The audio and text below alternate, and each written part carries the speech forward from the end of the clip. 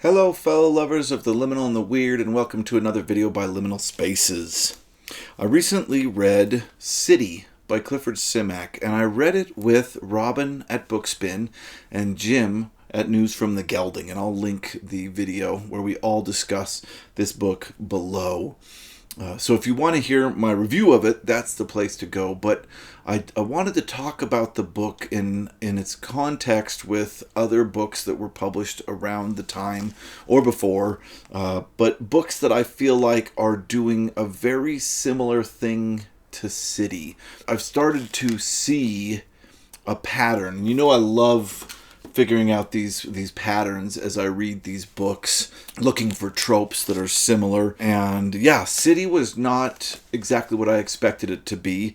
It is a book that continuously jumps into the future of mankind by following the descendants of one family, the Webster family. And while I was reading it, I started thinking of other books that do similar things. And many of them, of course, deal with time travel. This, to me, is a time travel plot where you keep jumping further and further into the future to see how humanity changes with each jump. And of course, what it made me think of first was H.G. Wells' incredible novel, my favorite Wells novel, The Time Machine. This is the first time I read a novel that had this idea of jumping further and further into time to see how humanity fares. And of course, this one spends a long time in one era, but it does jump at the end, and we get some very, very strange looks at what Earth will be like way, way, way in the future. And one of these days, I want to reread The Time Machine. I really do. It's a thin book. I should be able to read it very quickly. The last time I read it, it was probably one of the first science fiction books I ever read. And I just remember really my mind being blown by the different worlds that H.G. Wells shows us just by moving into the future.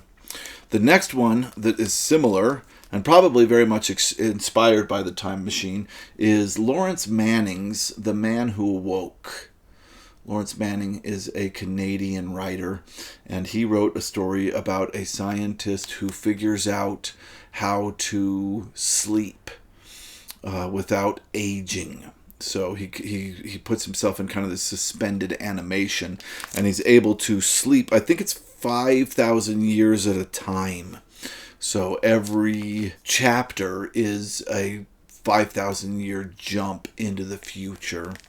And this one, more than The Time Machine was very much focused on this one era in time and then had these jumps at the end.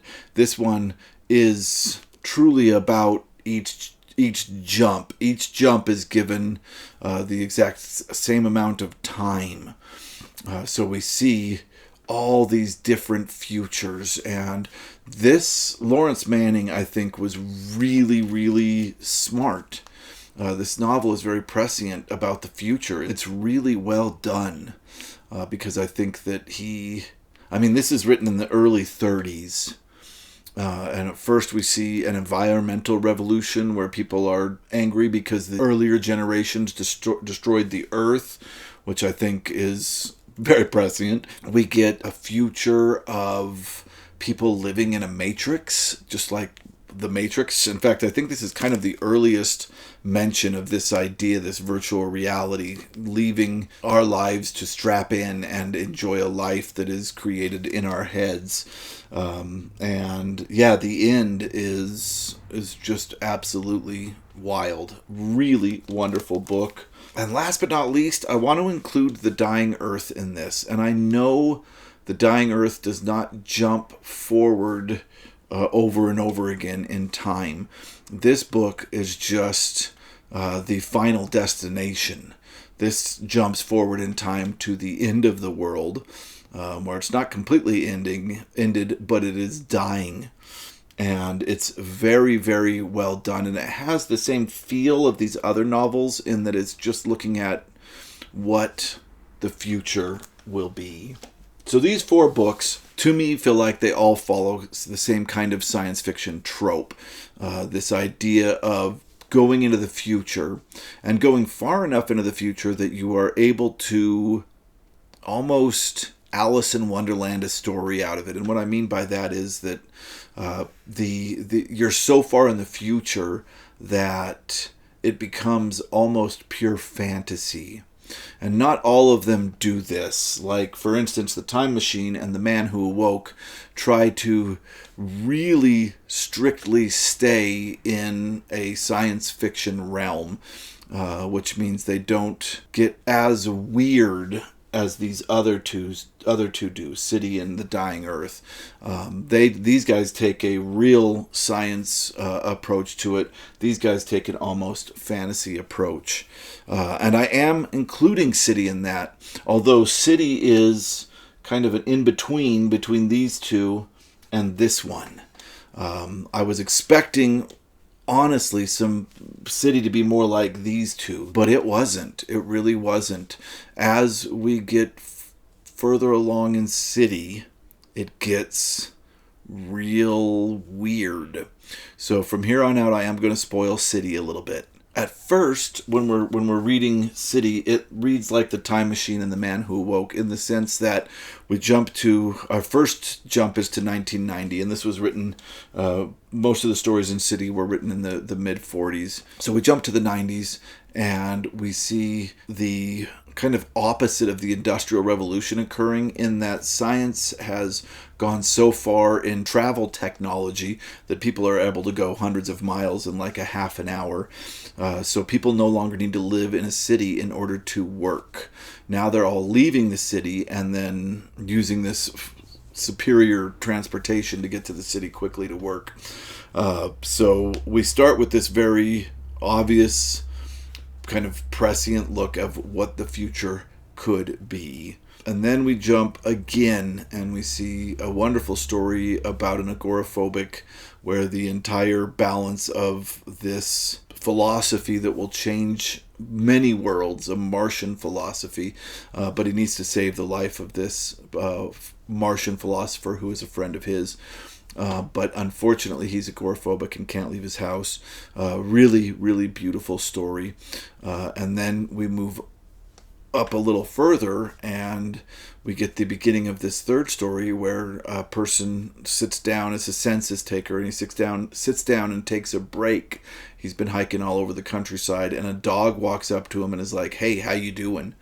And that's when this novel kind of blows up and goes in a direction I did not expect. We get all the science ideas. The dogs are surgically altered in order to be able to speak. But then we start rolling towards what feels a little bit more like Dying Earth type of stuff, which one could claim is science fantasy, in that it's particularly difficult to tell the difference between magic and technology at the end of the world in this novel. And I think that's true with City as well.